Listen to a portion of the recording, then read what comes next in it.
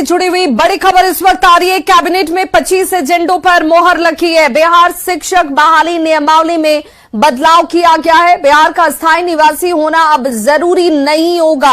शिक्षक बहाली से जुड़ी हुई ये बड़ी खबर, जिसमें बिहार का निवासी होना पहले जो अनिवार्य था उसे हटा दिया गया है। अब शिक्षक को अगर आप बिहार का स्थायी निवासी नहीं भी हैं तब भी आप इसके लिए अप्लाई कर सकते हैं। शिक्षक बहाली से जुड़ी हुई बड़ी खबर, पहले बिहार निवासी होना जरूरी बताया गया था लेकिन अब इसमें बदलाव कर दिया गया है। 25 एजेंडों पर इस कैबिनेट की बैठक में मोहर लग गई।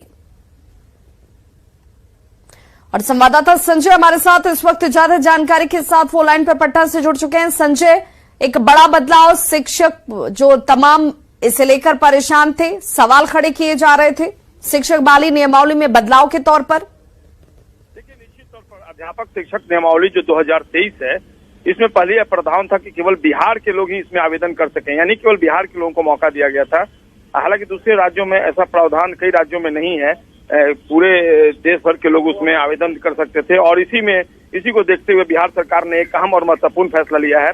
अभी से थोड़ी देर पहले जो कैबिनेट की बैठक संपन्न हुई उसमें यह तय किया गया है कि बिहार का नागरिक नहीं, भारत का नागरिक होना चाहिए। यानी अब किसी भी राज्य का कोई भी अभ्यर्थी बिहार शिक्षक ने अध्यापक बहाली नियमावली जो 2023 है उसके तहत भारत का कोई भी नागरिक जो किसी भी राज्य से बिलोंग करता हो वो अब आवेदन कर सकेगा। एक बड़ी कह सकते हैं कि एक बड़ा फैसला है और एक बड़ा मौका पूरे इंडिया भर के लोगों के लिए। बिहार शिक्षक अध्यापक नियमावली के तहत अब वे भी आवेदन कर सकेंगे। जी संजय, लेकिन इसके अगर दूसरे पहलू को देखें तो पहले से ही शिक्षक बहाली को लेकर के पेच फंसा हुआ है, लोग नाराजगी जाहिर कर रहे हैं और ऐसे में अब बिहार से बाहर के लोगों को भी इसमें मौका मिलेगा तो ये परेशानी अब और ज्यादा बढ़ती हुई दिख रही है।